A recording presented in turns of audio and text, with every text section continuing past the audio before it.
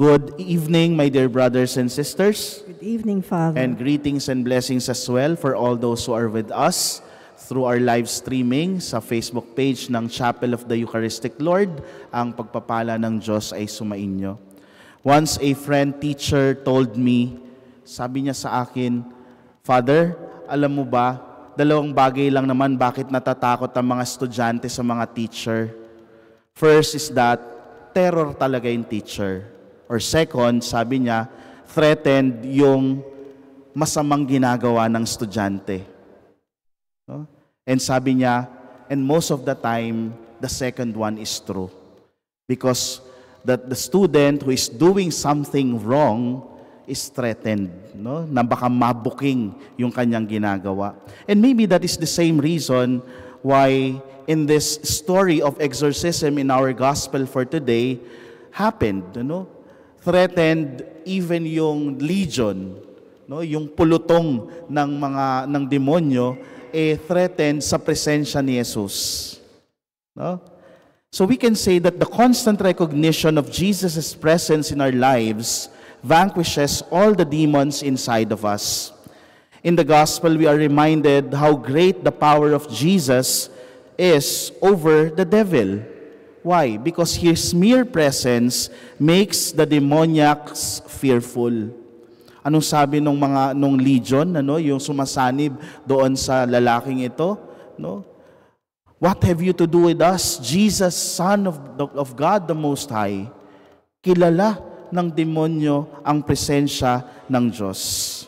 Di ba dapat nga, no, itong mga taong ito sa ating ebanghelyo, no, nung nalaman yung ginawa ni Jesus, gustong paalisin si Jesus. They want Jesus out of their city. Maybe they are also threatened by the presence of Jesus. No? Baka meron silang mga ginagawang mga hocus-pocus. No? So, hindi ba nga dapat matuwa sila kasi nag-e-exercise ang ating Panginoon sa kanilang lugar? My dear brothers and sisters, most of the time, the attitude of the local people towards this expulsion of the demoniacs is the same attitude we tend to have when we fear that our own plans and our own worldliness are being threatened. Yung mga ginagawa mo ngayon, kaya siguro hindi natutuloy o hindi nagka-come into fruition kasi baka merong mali. Baka merong mga naaapektuhan na iba. Baka yung mga nakasanayan mong ginagawa, lalo na yung mga paborito mong kasalanan, nathithreaten na hindi mo na dapat gawin. No? When we feel that our plans are overpowered by what God wants us to do, we tend to ask Him also to be distant. Lord, layo ka muna. May gagawin ako No? Meron akong plano. No? So that we can have it our way. And most of the time, this kind of reaction, we should be careful, no, happens unnoticed. Kasi meron na akong nakasanayan.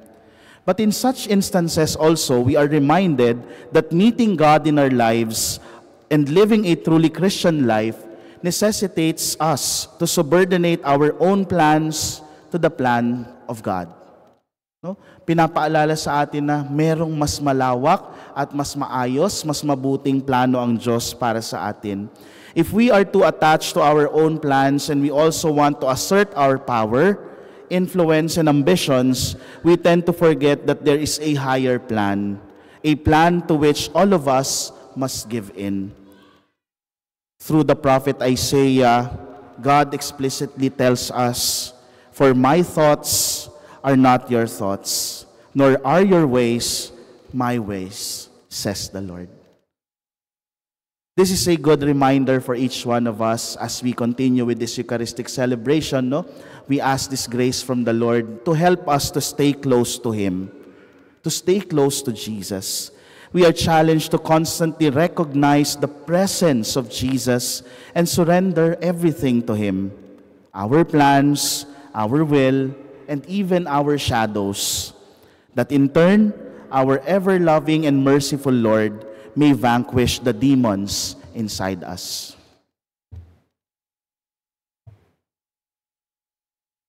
Prayer of the Faithful.